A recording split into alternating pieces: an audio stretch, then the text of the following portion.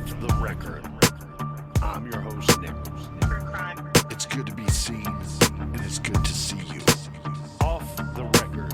Thanks for listening. Thanks for telling a friend. True crime podcast. Be good, be kind, and don't little. Gather around, grab a chair, grab a beer. Let's talk some true crime. Welcome to True Crime Garage, or Off the Record. You heard that fantastic guitar riff there, the intro put together by the captain for Off the Record. We're going off the record this week and bringing in a good longtime friend of the garage to join us here today to talk about a story that everyone seems to be talking about. Amy Bradley has been missing for over 27 years. Her family and many others suspect foul play. During the early morning hours of Tuesday, March 24th, 1998, Amy went missing from a Royal Caribbean cruise ship. She was only 23 years old at the time. Her family has never stopped looking for Amy. They have spared no expense trying to find their daughter and sister, and they will never give up until she is located. This missing person case has recently found renewed interest, I would say worldwide, because of the recently released Netflix 3-part documentary series titled Amy Bradley is Missing. Longtime friend of the garage. We go back before the garage even existed. We have true crime author and podcaster. He's been on TV. He's done it all in the world of true crime, and even has some really good fiction books out there as well. His name is James Renner. He's joining us here in the garage. James, how are you doing today? I'm great. I'm happy to be back in the True Crime Garage. Thanks for having me. I'll shut the door behind me. And of course, we got the captain sitting here. He's going to hold down the fort and keep me in line.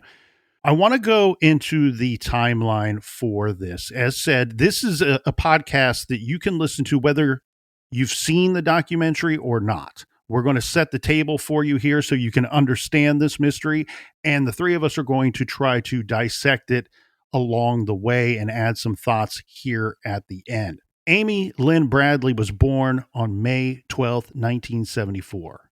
The Bradley family is a family of four. Amy is the oldest of two kids. She has a younger brother. His name is Brad. He's about 2 years younger than Amy.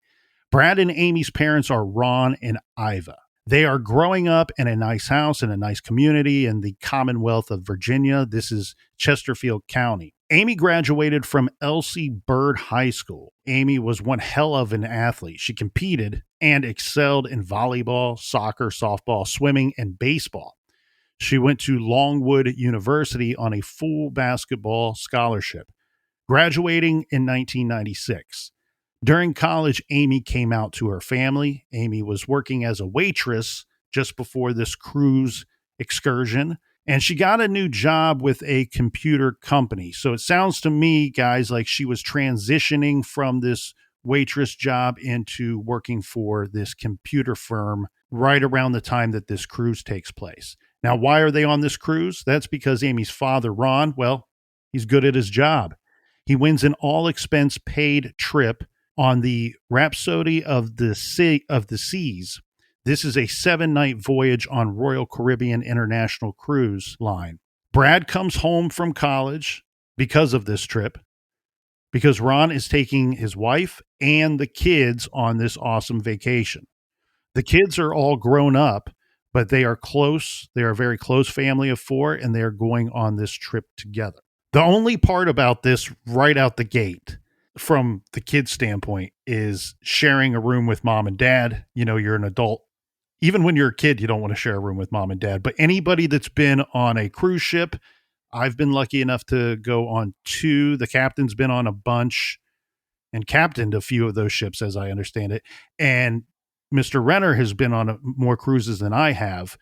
My experience, gentlemen, has been that the rooms are very small, like significantly smaller than your traditional hotel room. For sure. Yeah, it's close quarters. They had a larger room on the 8th floor of the cruise ship. The parents had a bed, and then there was a fold-out couch that Brad and Amy shared, and sometimes Amy would also sleep on the balcony. The night that she disappeared, into that early morning, she was on the balcony sleeping. Yeah, so let's start on Saturday, March 21st. We have the Bradley family of four boarding the ship.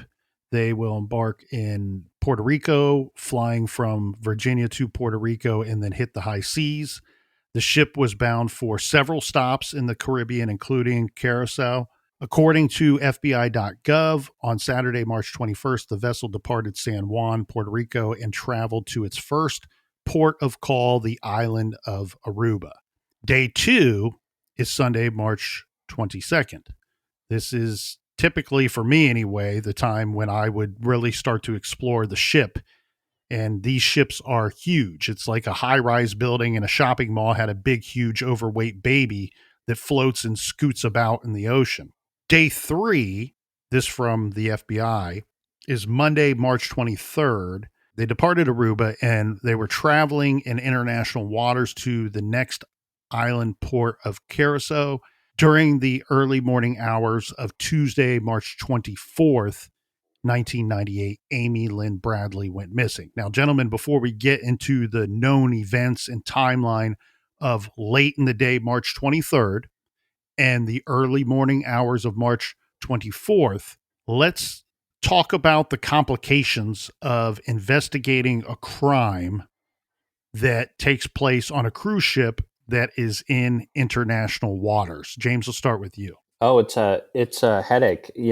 Where people from the United States take for granted the freedoms and protections that they have here in our country, and those don't apply on cruise ships. And it's weird. It's kind of all messed up because of the way that these major cruise lines hide their money for tax purposes. So the ships find a home port, and that's where all their that's where they file their taxes, and the money kind of loops through that home port.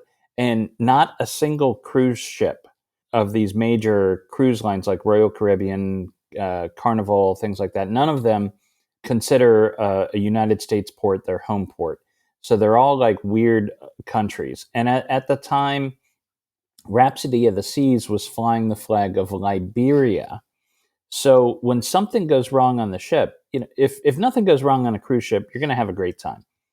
On the off chance that something goes terribly wrong on a cruise ship, you're in a lot of trouble, because who's investigating that crime? It's supposed to fall to that home country. Now, at the time that Amy went missing, that was Liberia, and Liberia was in the middle of a very violent civil war, so they could care less. Sometimes it falls to the jurisdiction of the port if you're lucky enough to be close enough to a port. In that situation, it's Curacao, which is an island under control of the Netherlands. So the Netherlands had some sort of authority. The Dutch had some sort of authority over it. The FBI had no jurisdiction, but they do have an office in San Juan, and that office is kind of in charge of any sort of American citizen getting into trouble in the Caribbean. So they sent out a couple agents, but those agents had to get permission from the cruise line to even enter the ship, and they were very limited in what they could do. If they interviewed a suspect in Curacao and he confessed to the crime, they couldn't arrest him on the spot. If they got that lucky, they'd have to go through the whole extradition process, and it gets very complicated very quickly. So the first line of defense is the security team aboard the cruise ship, and because of the nature of that, they're beholden to the corporation, Royal Caribbean, and what they're looking to do is you cover your ass type of thing. So yeah, when Amy went missing, the Bradleys found out pretty quickly that there was little to be done in the way of a proper investigation. This was borderline shocking to me because the cruises I've gone on went out of Miami, right? So I'm on U.S. soil, stepping onto this boat. All the commercials that you see for Caribbean cruises are on American television. They have American names. Yeah. Most of the passengers are American. The crew appear to be American.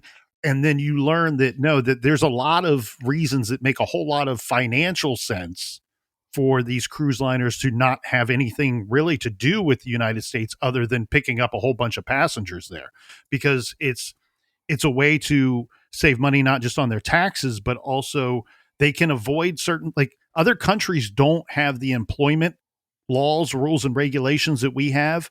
They Yeah. also can skirt around certain wages for those employees that are on their ships. So it's like everything else, sadly, it comes down to the old bottom line and how much money can you make. And this is just a really good way for them to make a whole bunch of extra money. And what we don't realize boarding that ship is that it's putting us in a vulnerable, more than normal, vulnerable situation. Well, and I also think just the size of the ship Yes. comes into play, and the fact that it is a Mm. ship, so it's not just like this wide open building. There's all these nooks and crannies because you have to be creative when you're coming up with storage solutions. And then I think the other thing in play here is the staff.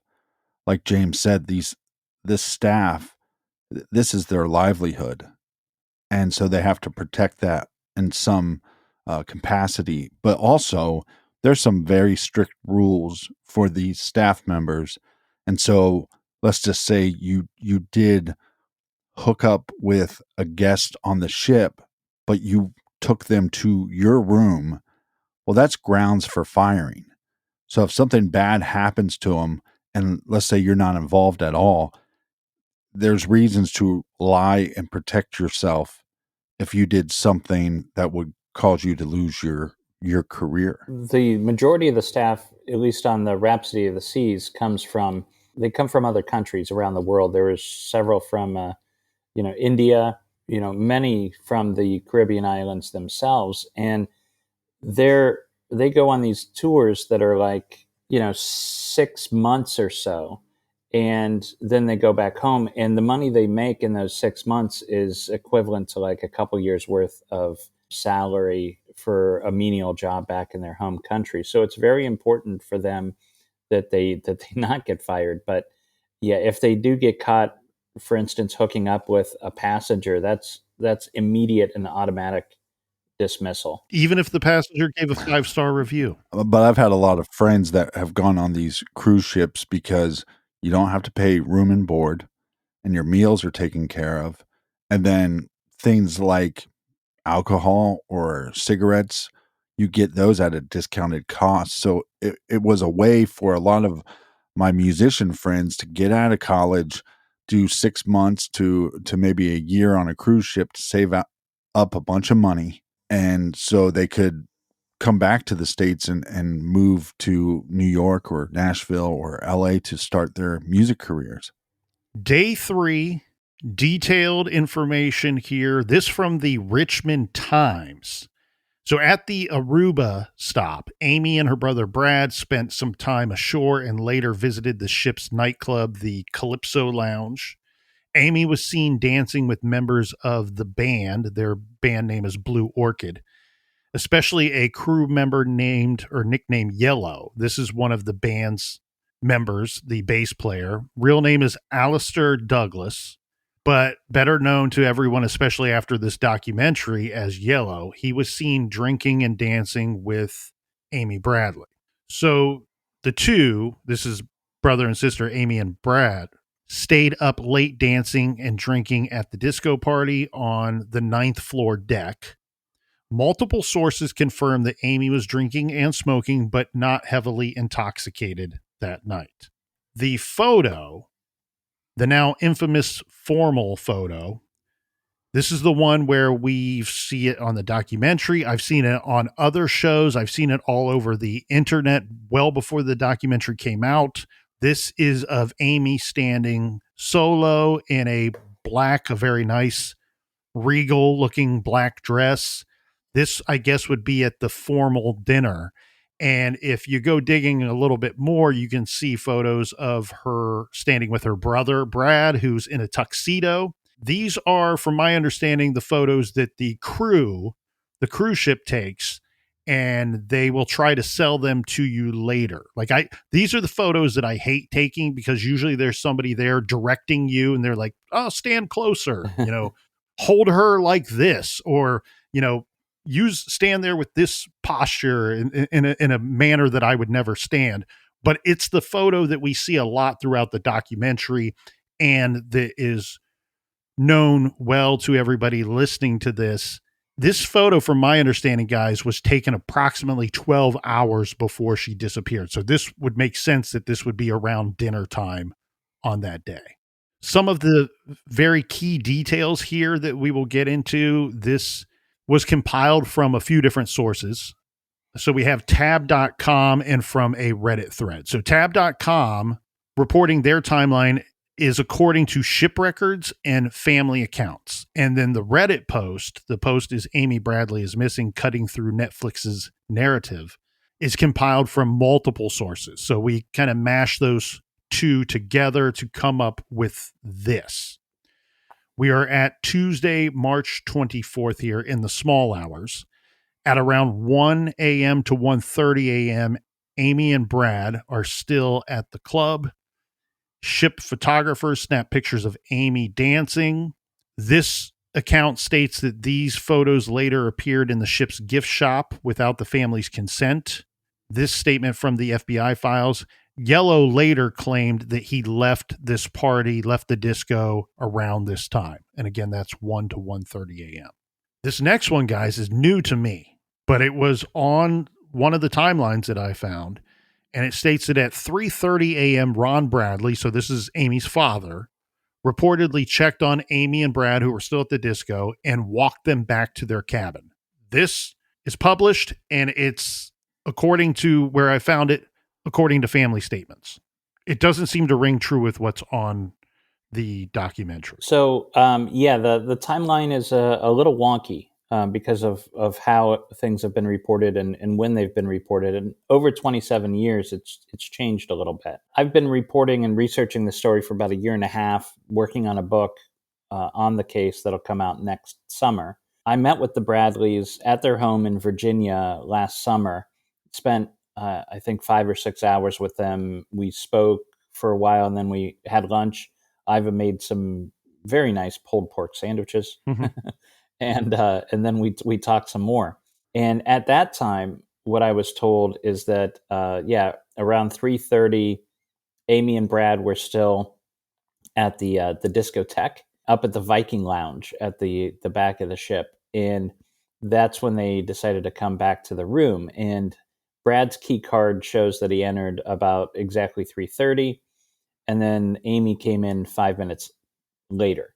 Now, at no point during the hours and hours of conversation with the Bradleys did they mention that Ron, their father, came up and checked with them, which is odd.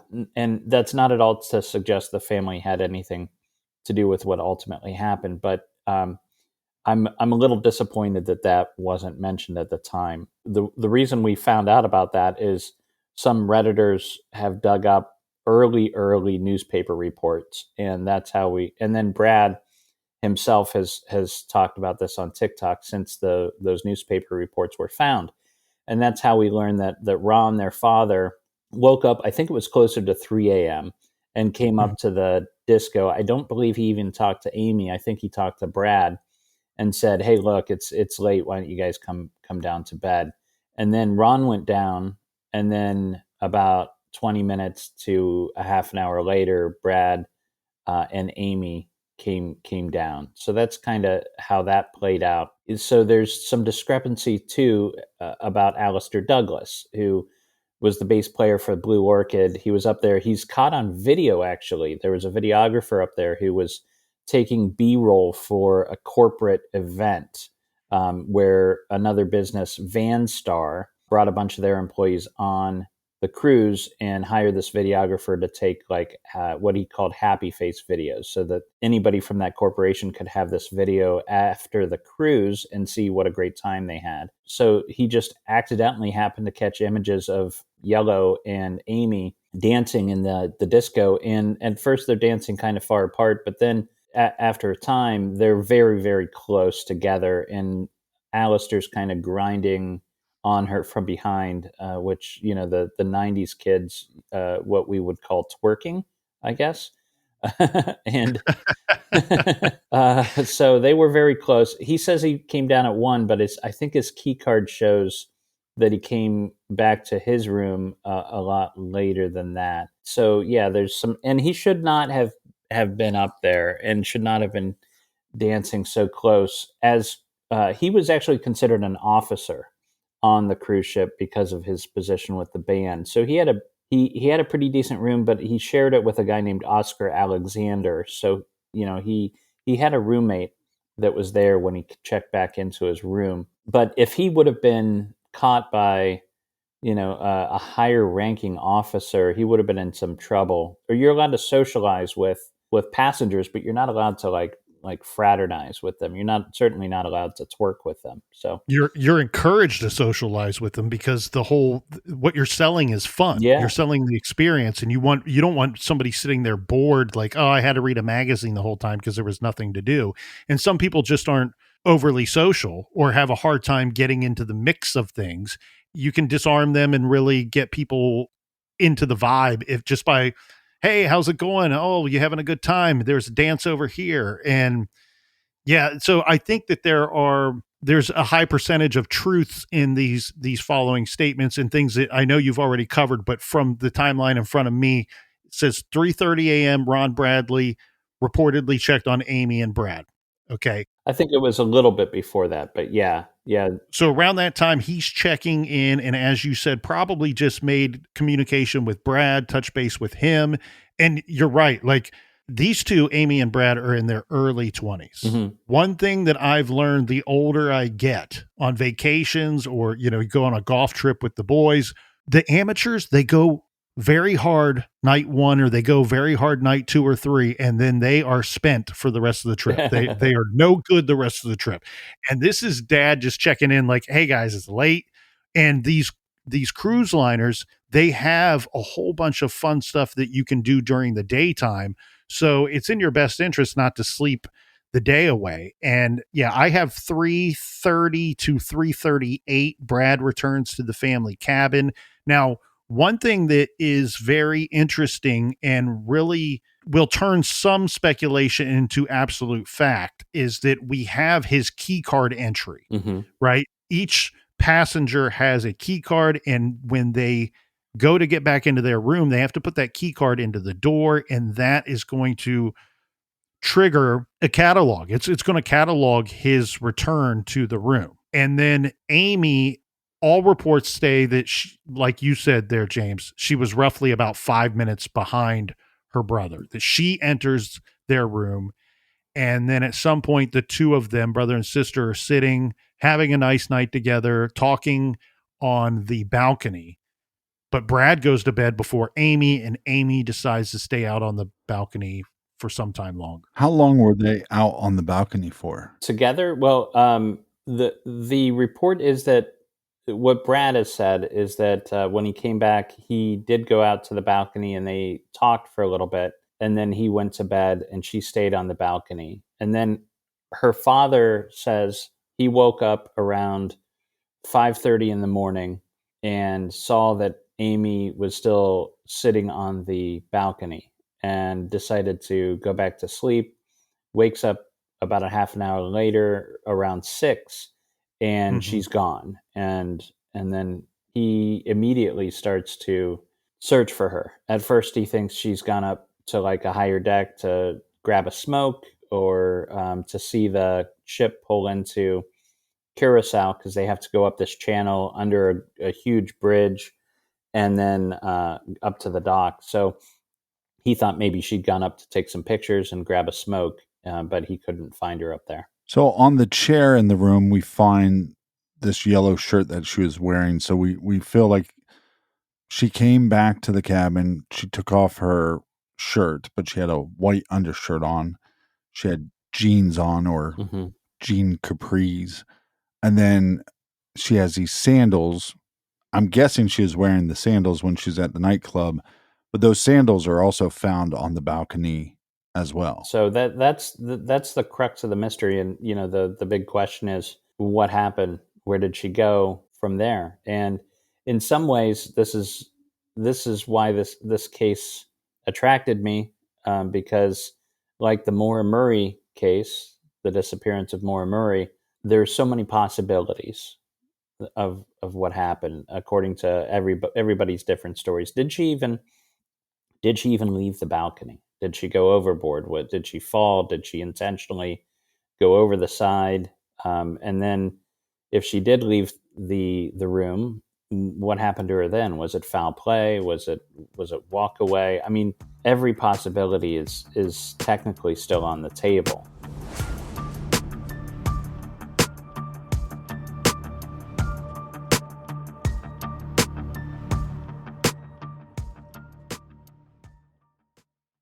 This message is sponsored by Greenlight. In every crime we cover, money is an invisible thread. Sometimes the motive, the trigger, or even the desperation that pushes someone over the edge. Financial stress can turn ordinary people into criminals, and a lack of financial literacy makes victims more vulnerable. That's why teaching kids about money isn't just smart, it's essential. Greenlight is a debit card and money app for kids and families. It's a safe way to teach kids and teens about money, preparing them for bigger financial decisions later. Give your kids the financial education many of us didn't get. Join millions of parents already using Greenlight, the #1 family finance and safety app. Greenlight is fantastic. They do not teach your kids about finances at school. That's something that the parents have to do. That's your job. It's 2025. Don't hand your kid cash. Give them Greenlight. I have friends that use Greenlight with their sons, so their sons can set goals, save their money, and parents can keep an eye on their spending. Have your kids set some goals, save up for something, and then they get rewarded when they make that awesome purchase. Start your risk-free Greenlight trial today at greenlight.com/garage. That's greenlight.com/garage to get started. greenlight.com/garage. You know what doesn't belong in your epic summer plans? Getting burned by your old wireless bill. While you're planning beach trips, barbecues, and 3-day weekends, your wireless bill should be the last thing holding you back. Make the switch to Mint Mobile. With Mint, you can get the coverage and speed you're used to, but for way less money. And for a limited time, Mint Mobile is offering 3 months of unlimited premium wireless service for $15 a month. So while your friends are sweating over data overages and surprise charges, you'll be chilling, literally and financially. I have had many cell phone service providers over the years, and I can tell you, if you make the switch to Mint Mobile, one of two things is going to happen. Either you will get better, more reliable service than you currently have and save a bunch of money, or you'll get the same quality of service that you currently have and save a bunch of money. Either way, you win. This year, skip breaking a sweat and breaking the bank. Get this new customer offer and your 3-month unlimited wireless plan for just $15 a month at mintmobile.com/TCG. That's mintmobile.com/TCG. Upfront payment of $45 required, equivalent to $15 a month. Limited time new customer offer for first 3 months only. Speeds may slow above 35 gigabytes on unlimited plan. Taxes and fees extra. See Mint Mobile for details. As summer winds down, it's time to refresh your wardrobe with staple pieces for the season ahead. Quince nails it with luxe essentials that feel effortless and look polished, perfect for layering and mixing. Their styles are so versatile, you'll find yourself reaching for them again and again. Think chic cashmere and cotton sweaters starting at just $40. Washable silk tops and classic denim pants. Timeless styles you'll keep coming back to. The best part, everything with Quince is half the cost of similar brands. I absolutely love Quince. I've been told for years, hey, Captain, upgrade your style. So I was checking out quince.com. It's so easy to shop. It's so easy to find things that you will love. And most importantly, that you want to wear. I've upgraded my underwear, my swimwear, my pants, my t-shirts, my sweaters. And quince.com also has the denim. Worn stretch, relaxed, straight jeans. Those are my go-to. But with the fall coming, I upgraded my fall wear as well. Stretch wool blazer, 100% Mongolian cashmere, stand collar blazer. I love shopping at quince.com. Again, it's so easy to find what I'm looking for, and I know the quality is top notch. And quince.com is not just for the fellas. It's also for the ladies. So ladies, treat yourself today. Check out quince.com. Elevate your fall wardrobe essentials with Quince. Go to quince.com/garage for free shipping on your order and 365-day returns. That's QUINCE.com/garage to get free shipping and 365-day returns. Quince.com/garage. Treat yourself today. Check out quince.com/garage.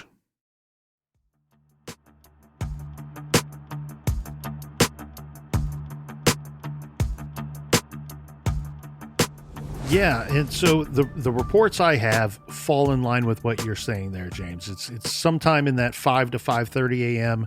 Dad wakes up and he says in his statements that he recognized two things.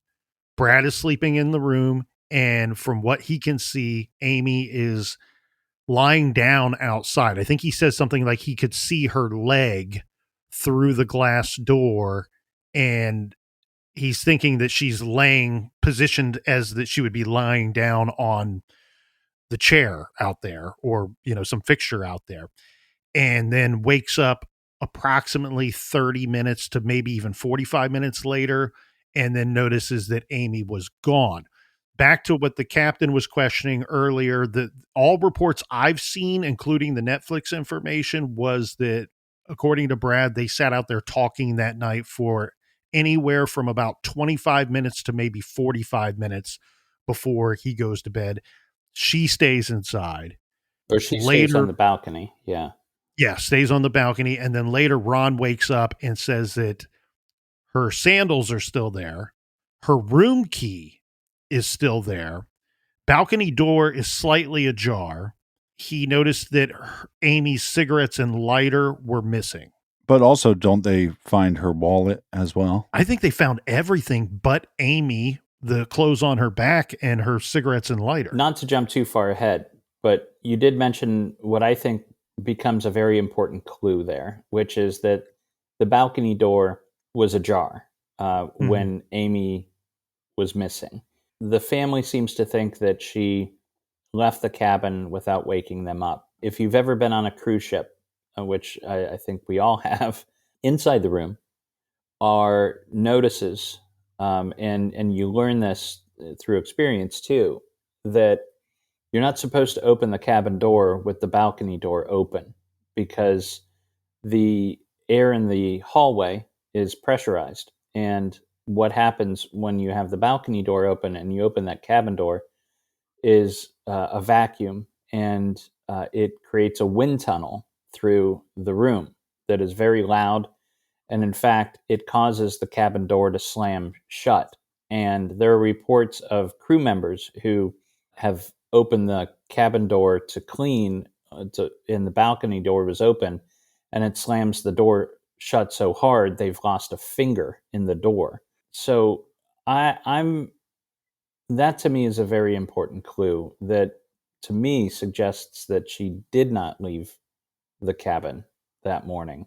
Other people will argue, well, the ship's going very slow up the canal, if in fact that's where they were at the time, and so it wouldn't be so much of an issue. But I don't know that I necessarily buy that. Yeah, the FBI says to this day, there's no proof that she left. One of my problems with that, and not my problem with the FBI, especially these two agents, would know way more about this than any of us. When the FBI gets onto the cruise ship, we go, we're looking for Amy. She's not in this room. Let's search every nook and cranny. Nope, she's not here. So now let's go look at security footage. And nowhere on the documentary do they tell you how many cameras or anything. But the cruises I've been on, there's been a decent amount of security cameras.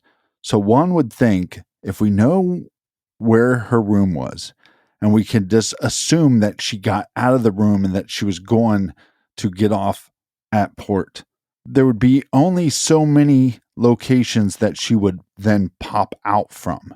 If she went down the hallway to the left, she would have been picked up on this camera. Or if she went to the elevator and got off at floor number 4, we would see her on this camera. So to me, and they don't really dive into this in the documentary, but how much was that footage investigated? Right. There were, it's 1998, so there weren't as many cameras Right. then as there are now. From my understanding, there were not cameras that would have been focused on the sides of the ship to show if she fell off the balcony. But you're right, there were definitely cameras in like the main pool area, which is it's usually where you would cross over to like the breakfast area, where this Edelweiss dining hall. You have to kind of pass.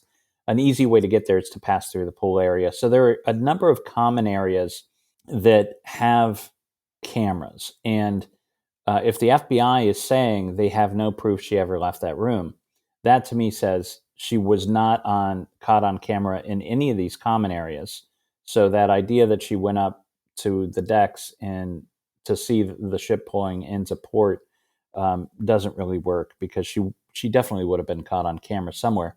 And also the debarkation area certainly had cameras showing people coming on and off.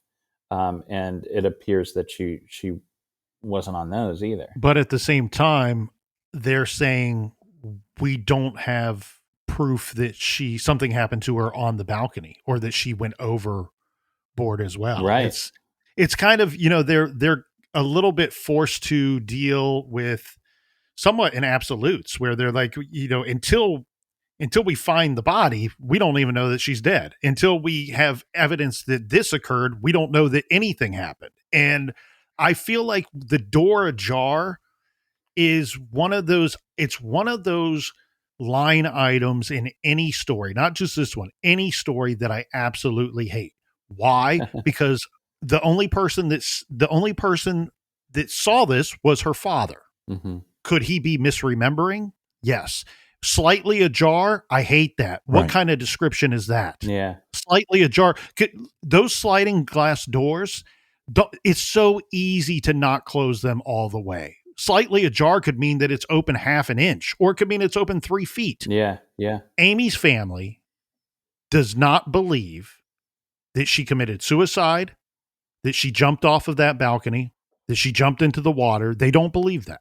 While I am on their side, if that is, they're hurting. They lost a loved one. They want to find out what happened to their loved one. And I agree with their statements that they don't think that she jumped off the side of that balcony. I don't find everything that's been presented to me about Amy's character tells me that that's not a high possibility, not a high percentage on that. I agree with you, but I disagree with this idea. And we see this in a lot of true crime cases or missing person cases where they go, she absolutely wasn't suicidal. Well, she doesn't have to be leading up to 6 months before that day. Correct. She could have been having depressed thoughts In that 60 seconds. Right.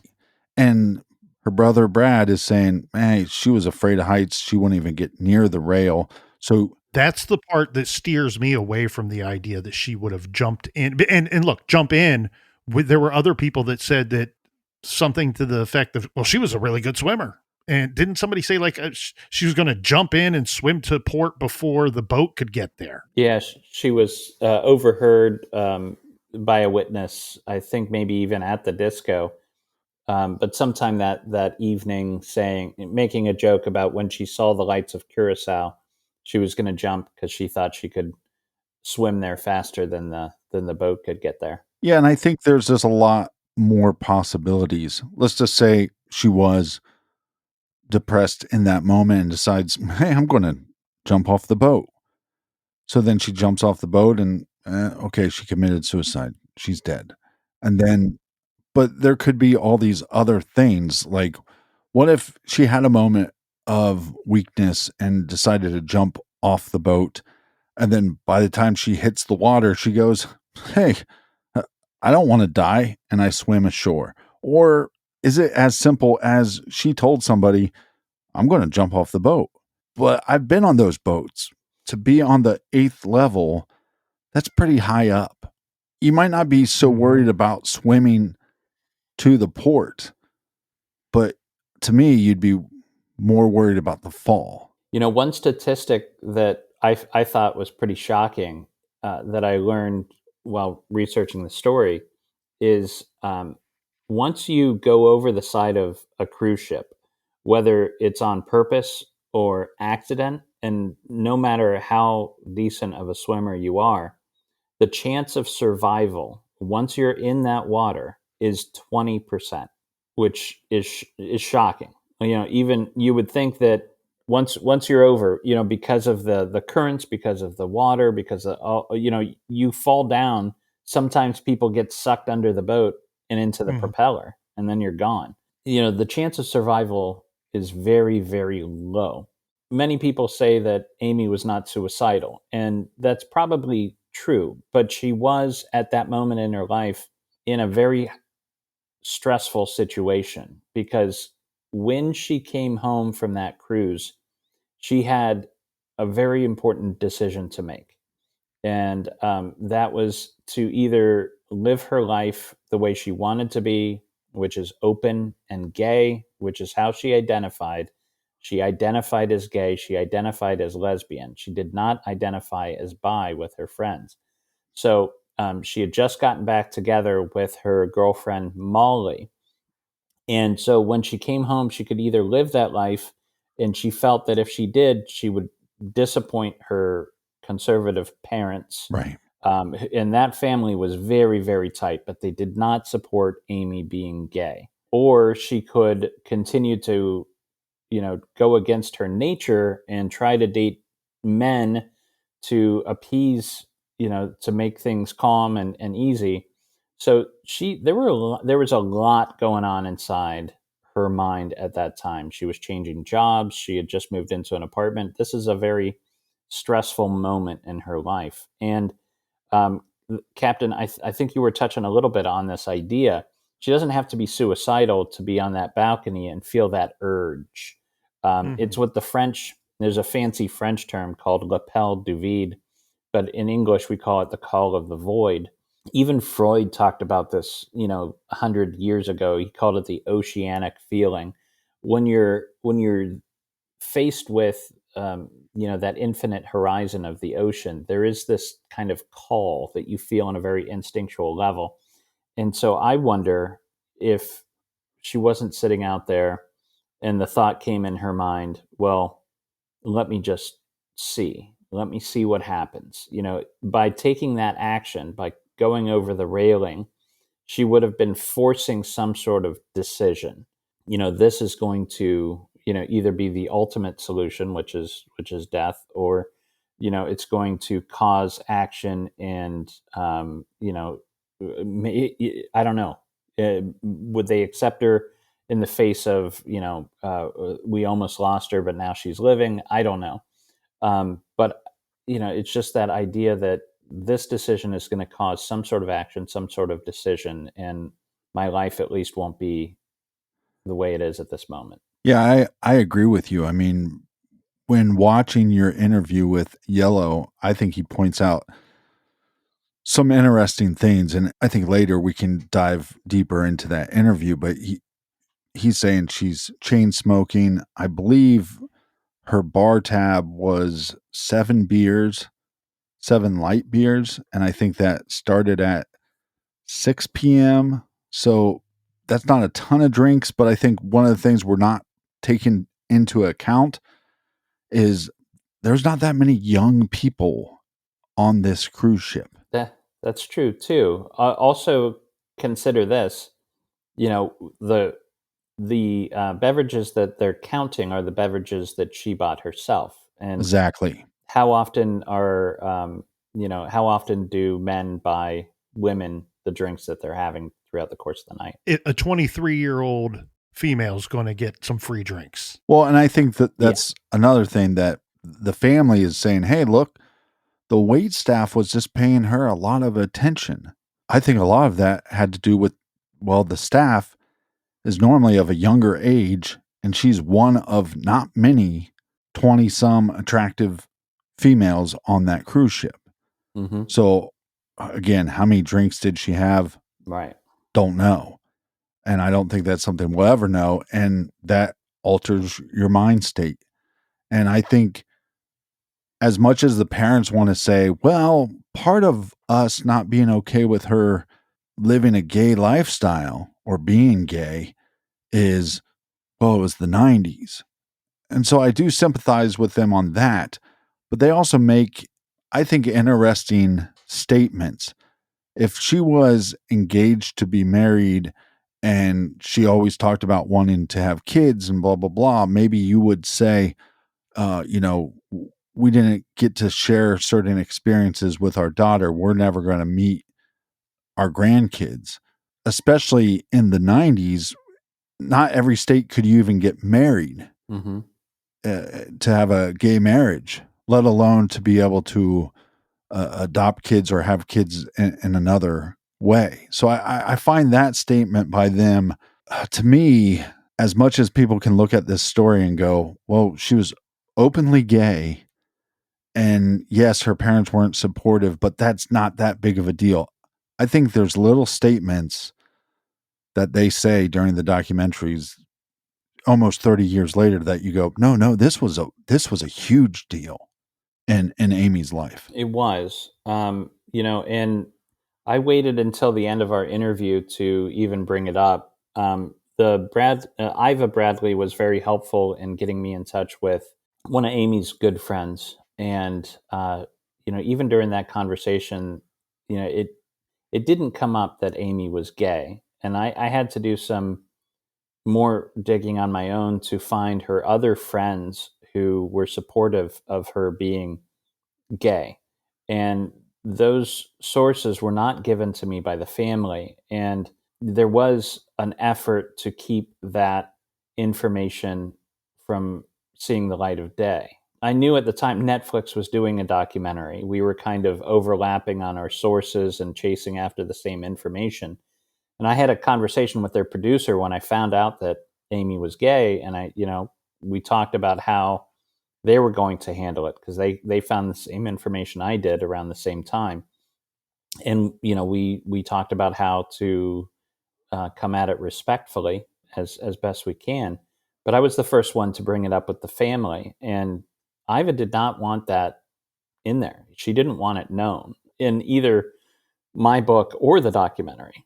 She said it had nothing to do with anything, that it was, it doesn't matter. And I do think I think it could be the crux of actually what happened to Amy. I think it does relate to whatever happened to her. Well, when you have so many possibilities still sitting on the table, some of those being she walked off and started a new life, one of those being she jumped off the side of a boat, you have to keep that in mind because that's something that is real. That's something that's going on in her life at that time. That's something that's going on in her family and in her mind constantly. I was a little surprised. I mean, with the time period, I think part of that being, growing up in Columbus, Ohio, especially in the late 90s, early aughts, we had a much higher gay population than most major cities. So it seemed like a little, I don't know. I hate to use the word normal, but going back to 98, 99, that's the word I would have used. But I think the captain is absolutely right. When you hear mom say something like, well, we didn't even get to experience our grandkids. To me, that's not just, well, we're not okay with this. This is refusing to accept it. Yeah. Right? Like If you lose a leg, you don't get over it. You don't get over losing your leg. You learn to accept it. And those that don't learn to accept it, they have a whole different life than anybody else. This is refusing to accept it. This to me implies that it's mom and dad having a conversation. And if they choose to share that information with anybody else, the conversation is this: well, it's probably just a phase. She was off at college, and, she'll grow out of this. She'll get into the real world. And that's what I gather from this, that a statement like, we didn't get to experience our grandkids. I think you're absolutely right. That's why I was telling you earlier, James, I really do think these interviews that you've been putting out on your YouTube channel are so important, because here we are, we're in the garage, 3 white, mostly straight men. Mostly white, mostly straight men. Mostly white, mostly straight men talking about this young 20-some-year-old woman coming out to the world in the 90s. And I really think your interview with Kat, a woman that Amy had a relationship with, is very important to understand this conflict in Amy's life, because I couldn't imagine how much relief one would feel by just saying, this is who I am, this is my sexuality, and this is how I want to live, and how much pride they should have in coming out, and how freeing it would be, and hoping that your support system then doubles down the love on you, where she had individuals in her life going, okay, finally, she's going to live her best life and be her best self and her truest self. But then you have this big support system of her family going, oh, we're not all okay with this, and yeah, be hush hush about this. I mean, I'm sure that she even was told by her family, like, well, we support you and we love you, but we might want to not tell everybody in the family about this. Well, and that's why I was coming down so hard on the statement of, well, I woke up and I noticed that the balcony door was slightly ajar, and then I noticed Amy was missing. Because to me, what I'm pointing out here is, just like with her coming out, okay, we've all seen it, experienced it at some point, I believe. I know I have. I can't speak for the both of you, but at some point in our lives, a friend comes out, they talk to their parents. Sometimes it's mom or dad reacting and going, I just don't know where we went wrong. We had a nice house. We grew up at, we raised her in a nice neighborhood. We raised him sent him off to nice schools, and we did everything we could. What did I do wrong? They look inward and they blame themselves for something that's really not a problem. And to me, I think, let's double down on the idea of child commits suicide. They're naturally going to think that as well. And if this is the reaction to her coming out, I guess it's a really long-winded way of me saying that statement, I have an issue with it, because it seems like it aligns with mom and dad's best interest that Amy left the room walking out the front door rather than jumping off the balcony. And the balcony glass door being slightly open is an indicator that she came back into the room and left. However, the flip side of that coin is, this is not a dumb kid. If her room key remained inside that room, I can make up a million reasons why she left that room. The hurdle that's hard for me to clear is her room key being in there. If that part of the statement is factual and true, I think that's more suggestive that something else happened. I do want to say, since we brought up Kat, just a couple things that I thought were interesting that Kat talked about. Kat was her partner throughout college, or at least for a time in college. They started out as friends and then roommates, and then it became, something more. And, Kat still has love for her after all these years. It was her first love, Amy was. And, they were very close for a time. And, Kat talks about staying with Amy's family one summer, and had to keep everything on the down low. She also says she loves the Bradleys. They're a very tight family. That and that's one thing. When you meet the Bradleys, they really pull you in. You feel the love there. There is kind of that disconnect with if you go on the social media and see the types of things that come up on Iva or Brad's page. I mean, they're deep into MAGA culture, and there are some homophobic things that have popped up on Brad's social media accounts, and what I would call over the line things. And especially if Amy is out there still living and she sees those social media posts, I wouldn't know what she was thinking, or how that would affect her. But Kat talks about specifically Amy's identity, and the family said over and over, "Oh, she was bi, she was bi." That's what she told us, and in some way, I think that's trying to downplay her sexuality. Soften the Yeah, blow a little bit. she was, She knew it was going to be yeah. difficult. She wasn't looking forward to having that No, conversation. and so it came out in college that their secret was kind of exposed through their friends, and they realized that word was probably going to get back, and so they had to come out to their families. And so they both, Kat and Amy, went back home one weekend, and Kat told her family, and the reaction she got was essentially like, "Yeah, okay." But Amy went home, and it was very difficult. And her father wrote this 3-page letter about how disappointed he was, which he sent to Kat, and that really affected Kat. That really hurt her. But that's freaking bizarre. Yeah. In high school and college, if I broke up with somebody and I was a little down, my mother or father was, they'd go, "Oh, yeah, I'm sorry you're down. I'm sorry it didn't work out."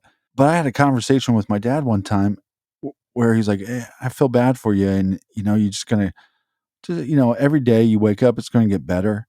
And then he asked me, "What was her name again?" And so the fact that and I understand that Kat stayed with them for a time period, but it's bizarre to write a 3-page letter to Kat to explain your thoughts and feelings on this matter. Again, it's an indicator that they are refusing to accept that this is who she may be.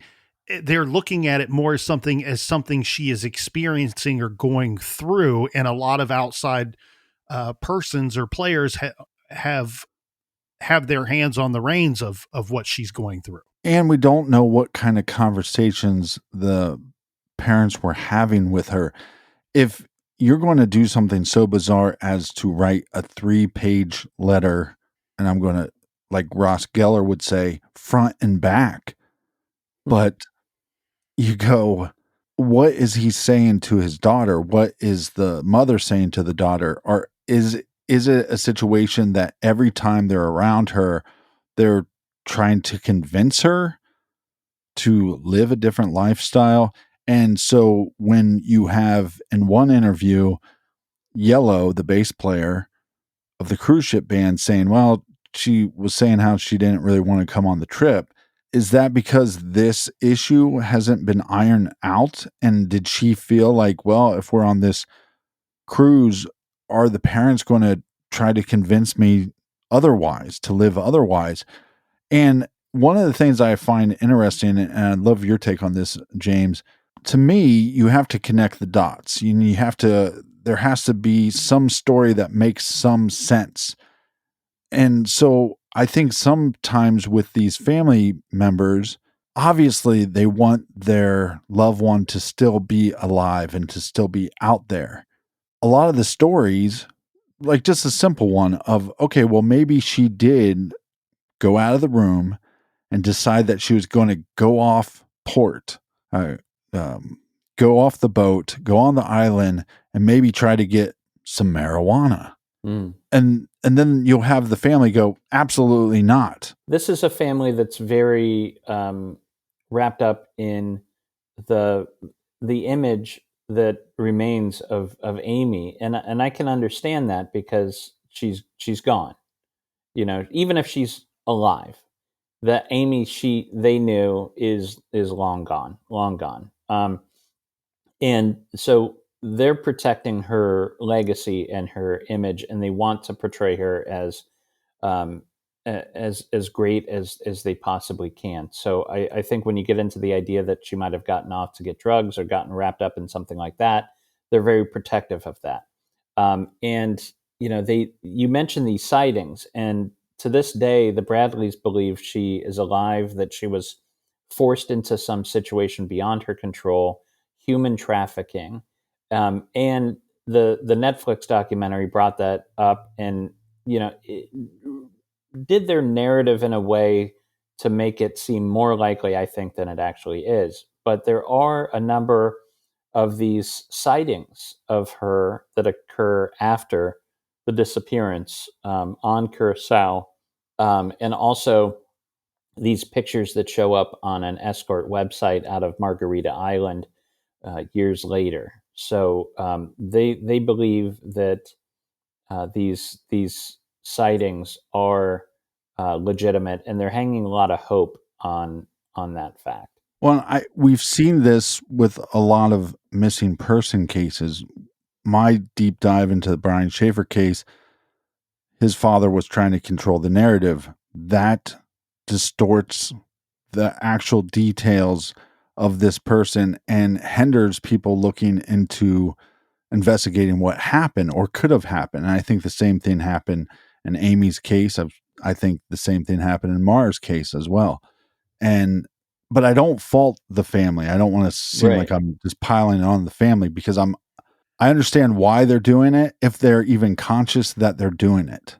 Because I think sometimes it's not like the family sitting behind this wall of secrecy and masterminding some plan. Yeah. I think it's, and we'll move on here, but I think it's a bit human nature, because for the parents, especially the parents, but also for loved ones and people that are very close to the person that vanishes, that person is frozen in time for them. Right. Kind of like what James was talking about. That this is 27 years later. Brad is, well into his 40s. The parents are probably in their late 60s, mid 60s by this.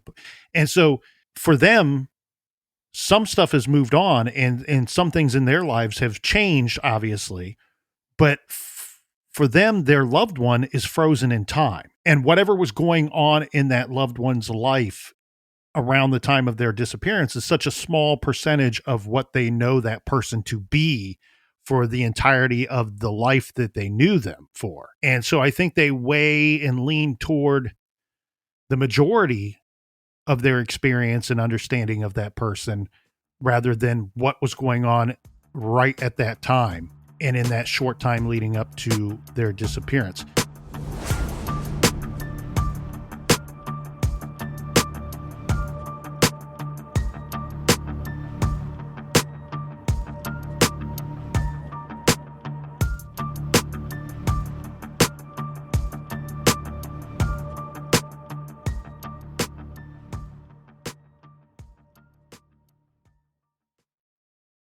KFC presents a story about the pursuit of flavor.